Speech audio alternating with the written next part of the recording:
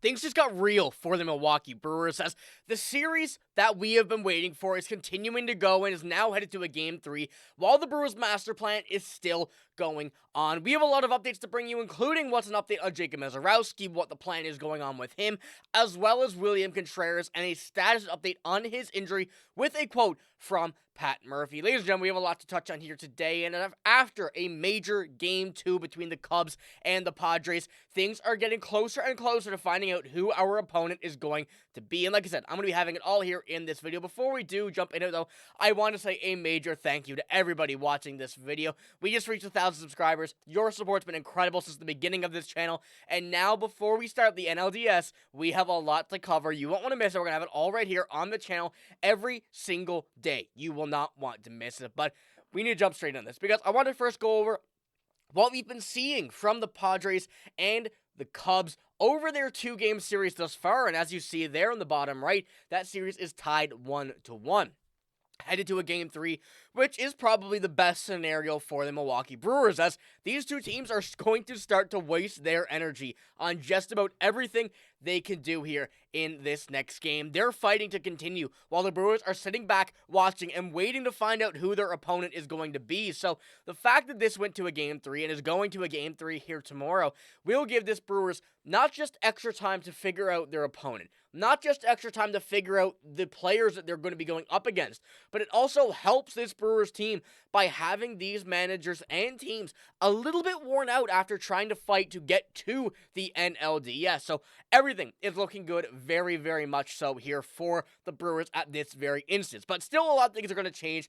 We know that these teams are not going to give up during this game, and after this series, things are still only going to be getting tougher and tougher throughout the postseason. But as we've been seeing one thing in specific from these teams, they are not giving up. And that one thing is the bullpens. For both of these games and both of these teams, the bullpens have been absolutely fantastic. And that's not one thing that I'm very excited to say for the Brewers. You know, going into this, we know the Brewers have been a little bit slow on the offense as of late, but it's not something that I'm really willing to be worried about because we know that this team, one maybe slow game, they're back again the next. They're ready to go again in the next. So going into this, this is something that they're seriously going to have to consider, especially when we're looking at this. And I do have the stats here. This one is from the Padres today. Dylan Cease opened this game 3 2/3, 3 hits, 5 Ks, 1 walk. The bullpen shut out the rest of this Cubs lineup. Going down through it, Miller threw a 105-mile-an-hour pitch. Although he is a very good pitcher, and although in 5 Ks for all of his 5 outs in 1 2/3, he is a guy that this Brewers team wants to avoid, and it's going to be very tough here. And, you know, even though you maybe want to avoid him, you may want to say, hey, you know, whatever's going to happen, happens. This Brewers team is one that I am completely okay with going up against Mason Miller. Why? This team attacks the pitcher. Whoever they are against, they can attack every single pitch. Whether it is a 105-mile-an-hour fastball, whether it's a 70-mile-an-hour curve, this team has been proven to be able to do anything against this bullpen. But that is one thing that they're getting ready to prepare for. And after, you know, this week being here with a few others from the team, of course, having a few other players here for, I wouldn't say necessarily a warm-up, but for a very good kind of week ahead of preparation and trying to make this roster for the first game of the NLDS, they're getting a very good look at both bullpens. And it's not just the Padres either. When we don't take a look at the Cubs bullpen, after we saw Boyd exit the game, they had some very good pitching going in Game 1. This one is from. So these two bullpens have really kind of shined in these first 2 games, and one thing that all of the Brewers players and kind of, all these reports are saying the Brewers are going to have to be aware of, but that is the case, but this is not something to worry about. I think this is something that in Game 3, the Brewers are going to be given another great opportunity to kind of scouting.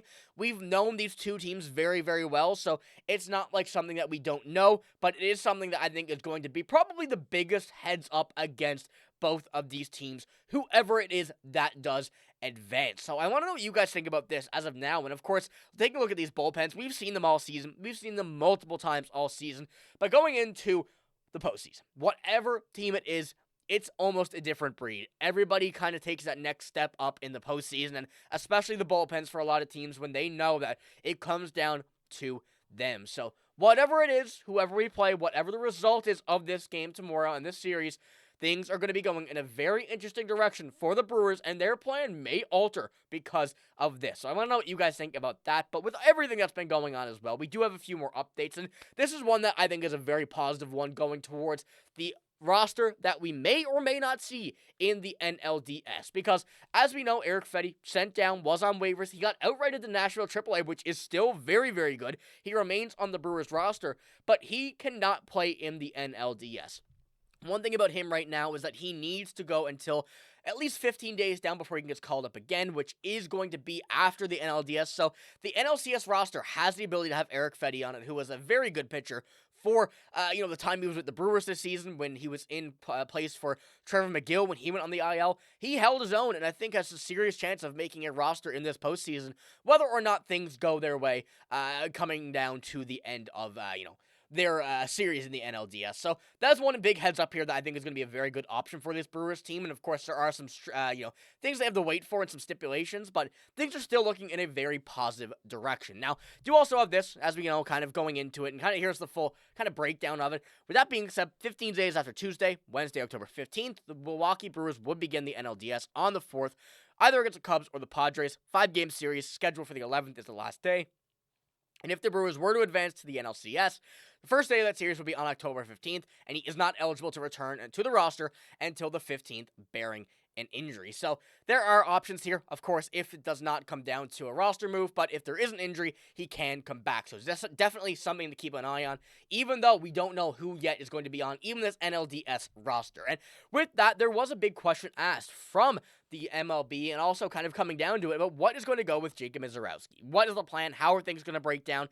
And this is something that is going to have a major impact on the schedule here first. Before we jump into that, we have our information on the NLDS game time, so heading into it, we now know the limit for the roster. The deadline of this roster is going to be finalized, and the Brewers game 1 against the Padres or Cubs will be at 1:08 p.m. Central if the Yankees advance, or 8:08 p.m. Central if the Red Sox advance. So let's hope we get that night game, of course, and let's hope we do see this team here in prime time. Everybody gets to see it. Finally, people get to see what we've been watching all year. And with that, whether or not Jacob Misiorowski may be into one of these games, the bullpen or starter, is very, I think, the big question at this point right now. And this is where the question was asked. Misiorowski was asked where his plans for October stand. He says, wherever they put me. So Misiorowski seems ready, and now I think it's on Pat Murphy, on this team, to really think if they can go ahead here and be willing to trust him in a postseason spot. I'm going to say yes. I know you guys think as well. You have to give him the opportunity. You can't just say he won't, because he's been, I won't even want to say bad, but he's been a little bit off and on as of late, but I still trust him no matter what to come in here and be able to perform in the postseason. Whether or not it is in the bullpen or in a starting role, we have the bullpen, we have the rotation to do it, and I trust him. But one more update on top of that was coming from William Contreras from Pat Murphy, and this is what he had to say on the topic about him being injured. We have to remember that injury to his hand and wrist. He said, you're not going to be able to keep William out. No matter what the analysis on that injury, he's going to play. Now, I don't know whether this is Pat Murphy going off saying that, he is going to put William Contreras in no matter what. That is absolutely the right idea, but whether or not that means that you can't, William Contreras, if he is hurt, is playing regardless, both of these currently stand. We know that both of these guys want them to play, and we know that's going to be the case because William Contreras has been an absolute animal for us this year, and I cannot wait to see him in the postseason. Now, with him and Danny Jansen being as the catching duo, it works, but we want to see William Contreras here, no doubt. So, let me know what you think about today's video, ladies and gentlemen. A lot of news. We're going to have another update tomorrow regarding all the kind of updates we have on the roster, the game tomorrow, everything coming down to this. We're going to have the updates here for it on the channel, so be sure to stick around for that. But that's all I got in this one. If you guys did enjoy it, give it a like, hit the sub button as well. One big thank you again for 1,000 subs on the channel in such a short period of time.